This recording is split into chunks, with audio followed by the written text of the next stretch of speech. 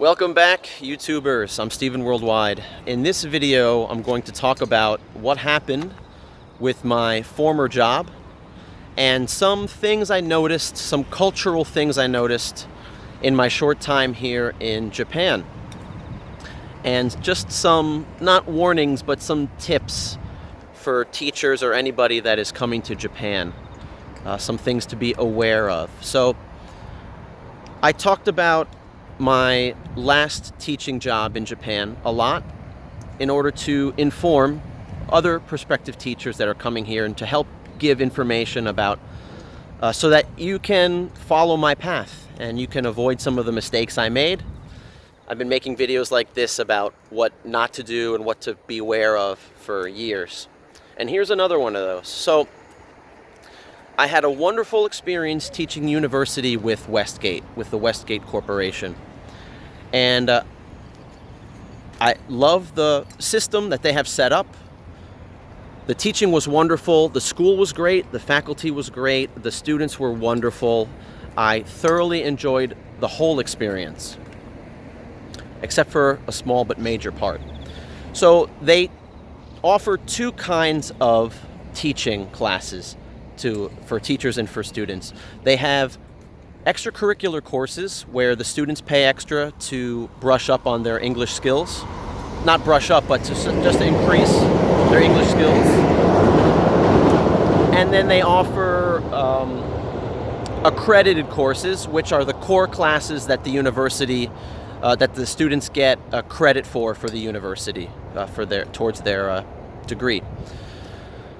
I taught the extracurricular courses for the first time, and I had liked Westgate so much that I requested to teach again with them in the fall.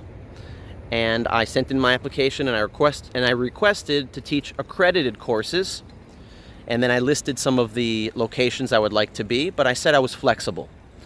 And the reason why was because I want to gain experience teaching accredited courses after having done the extracurricular ones. And then when that was finished, it would be 2019, I would make applications and go on to either stick with Westgate for the next spring or get a year or 2-year contract direct from a university. That was my plan.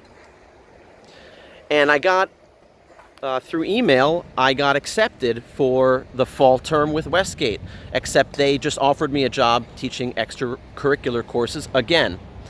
And I had emailed that it wasn't my first choice, but that's fine. If there's no accredited available in the city I want, then I can teach at the same school I just taught at, and I'd be happy to stay on and teach that.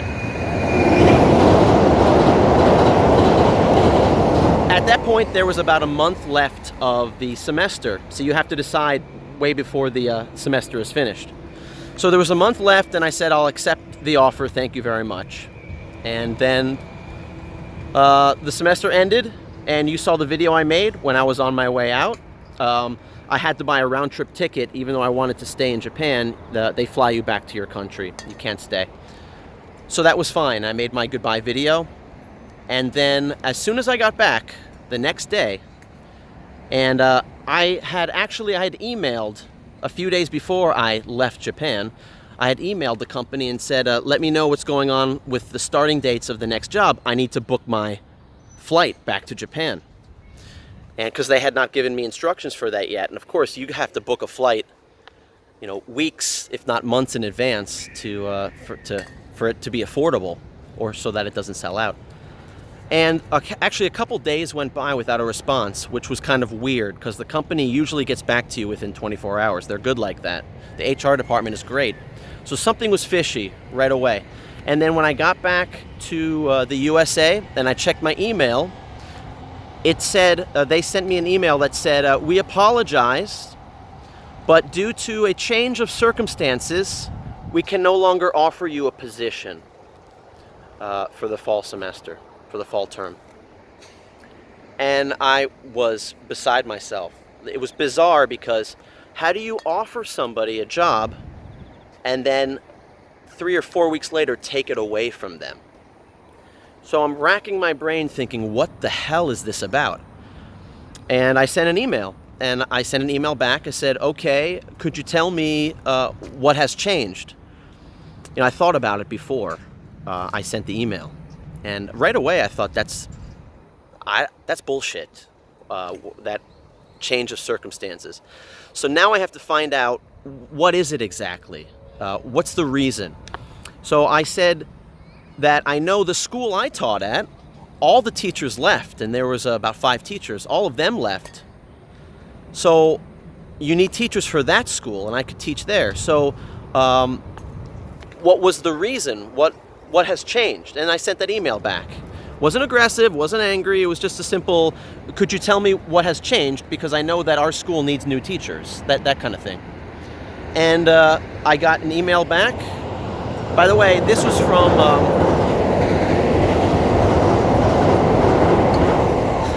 from the head of the HR department. So the person I was working with, it went over their head. It went to the head of the HR department. And they got back to me and they said, like we said before in the previous email, there was a change of circumstances and there's no longer a position available in the fall term. So that really upset me for a few reasons. I know that's dishonesty. They're being dishonest. They're basically lying because they're telling me that they would rather hire somebody they don't know for that school that I already worked at. And I got great reviews. The students loved me. All the co-teachers that worked with me, there were no problems. I couldn't think of anything that I had done wrong to warrant them in the 3 or 4 weeks time after they offered me the new job to take it away. It didn't make any sense to me. So I'm racking my brain thinking of all the reasons why that might have happened. And this is what I came up with. And if this helps you, if you come to Japan, if you want to teach in Japan, then I hope that you can learn something from this. Immediately I thought maybe, just maybe, it was this YouTube channel that did it. Like a fool, foolishly, I mentioned that I'm a YouTube blogger to somebody in the company. And it's a shame that you can't tell people that you have a YouTube blog, because it could be to your detriment. And it might not be this, but I just have a feeling. By the way, this was a substitute teacher that works at the company that fills in when a regular teacher calls in sick. So they were very friendly. Oh, you're a YouTube blogger? I love watching YouTube. Sure, what's your channel? Okay, great, I'd love to check out your videos. That was it. And I thought, okay, cool. Who knows if they watched the videos and said, oh no, he can't be talking about our company like this. Westgate says that they don't want you to tell anybody where you work, what university you work at, or show your students. And I don't have any of my students in my videos. I don't tell you what university I worked at. I go to the university, but you can't tell where it is. There's just trees and buildings and just random people walking around. If that's enough for the company to say we don't like that, what the hell am I going to do about that? So the lesson is, don't tell anybody about your YouTube channel. It's really a shame if that's the reason. You know, that thing that they have, Nike has now, believe in something if you have to sacrifice everything. So I believe in my YouTube channel, and it might have cost me my job, but there's nothing I can do about that. Just in the future, I just won't mention my YouTube blog at work at all, or with anybody. All right, so that's one possible thing. What else could it be? I don't know. My reviews were great. My students, they wrote comments like, Stephen's classes were interesting, they were fun. Stephen's classes motivated me. I have more confidence to speak English now with foreigners and speak English in my other classes. All great stuff. And it could have been just one student. It could have been a misplaced pat on the back, good job, good presentation, a high five that a student wasn't comfortable with. I could have made an offhanded joke about something. It could have been any minor thing that one student could have just called and said, Stephen made a joke and it wasn't funny to me, or I have no idea. That's the only thing I can think of. It's really bizarre. I did such a good job for them. There were other teachers, like 3 of them, called in sick a couple times, and they weren't even sick. They just lied and took a personal day. I never did that. I've never even called in sick in my life for any job. You know, if I had a cold, I would take pills and go to work anyway. So it's really frustrating that you do such a good job, you love it, you get offered a job, and they just snatch it away from you. So that kind of threw me off, and this is how I feel about it in Japan. When I first came to Japan, I was told that there are, of course, some social norms or some social mores, whatever you call it, some things that people do that is different in Western culture that you need to learn.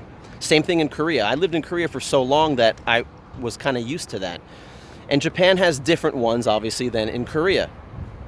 So, for example, in Korea, when you hand something over to somebody, like this notepad with some notes on it for these videos, you don't hand something with one hand and your other hand at your side. You use 2 hands. I'm holding the camera, I can't show you. You use 2 hands when you hand money to the clerk at 7-Eleven, for example. When you give something to a stranger, you use 2 hands, or you put your empty hand, you put your empty hand, you touch your arm with your empty hand. I can't demonstrate it, but you can watch any other video about Korean culture and it will be in it. If you don't do that as a foreigner, if you hand something over to somebody with one hand, a Korean in their head might think, oh, that's rude, we don't do that here, but you're a foreigner, okay. And you get a pass. Your friends might tell you about it. In Japan, if you don't do something right, you don't get a pass as much. You can get fired and you can lose your job. And I just think in general, things are so much stricter here with towing the line, with doing everything exactly in a uniform way, obeying all these strict rules that they live by here. They're so strict that, why do I think you can lose your job? Because it's possible that happened to me. And there was another foreigner I met. When I told him that story, I told him a story I'll tell you now. And he said, yeah, I know what you're talking about. I'm being fired for something like that, and I'm suing my boss because he's doing that to me. So here's an example of something that I did wrong. When the other teachers for Westgate arrived at the university, we have to go around and say hello to all the staff. That's pretty normal and friendly. So we're lined up in each office, and the staff all stops what they're doing, and everybody stands up, and we greet ourselves. Hi, my name is Stephen. I'm from USA. I'm very happy to meet you. And then you do a 30-degree bow. That's fine.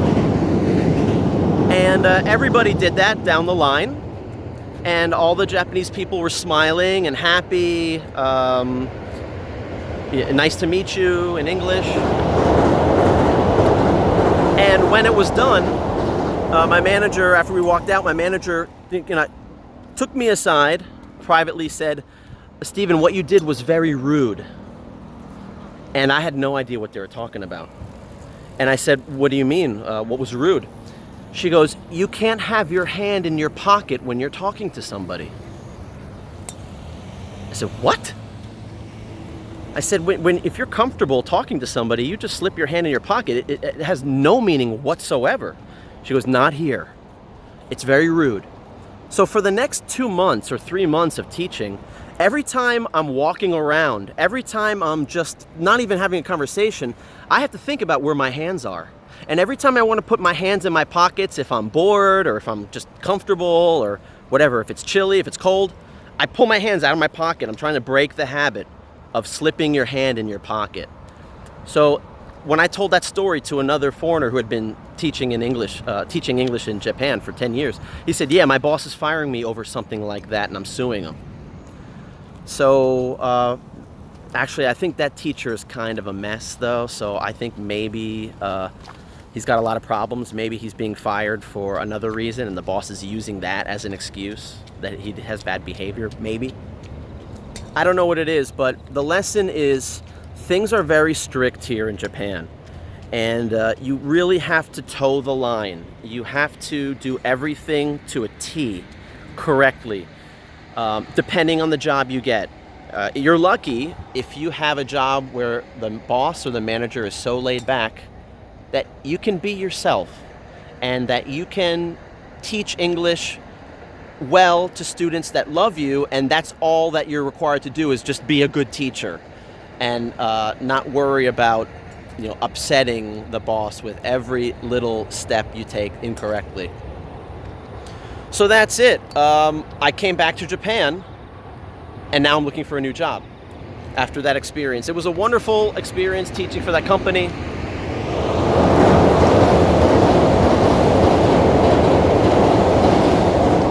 But they're in my rearview mirror, so, and I have no idea. I have absolutely no idea what it was. But in hindsight, it's actually not that bad. First of all, per hour, they did not pay that well per hour. The teaching was great. I loved the method of teaching, but the other thing is, in the summer, which is 2 months or 3 months, and in the winter, which is 4 months, it's off time. You don't get paid. So some of those teachers work for that company for a couple of years, and I asked them, what do you do in the off time? They go, oh, I go back to my country. So they must be happy not making a whole lot of money with that company, but they love the teaching style. So anyway, that's it. That's the deal with what happened with Westgate. I would work for them again. In fact, I applied for it next year. I don't know if, I have no idea why they took the offer away from me. I hope that they would hire me again. They offered recommendation. They just said, if you need a recommendation or proof of employment, it's no problem. Just have your future employer email us here. So that's not a problem at all. So I don't know what it is. Yeah, sorry this video went long, but it took me a while to get the story out and just to tell you that things are pretty strict here in Japan. So yeah, don't screw up or it'll cost you your job. Who knows? All right. I'm going to make another video next about the job interviews that I have been doing recently and what my prospects look like now and into the next couple months. All right. Thanks for watching, and I'll see you in the next video.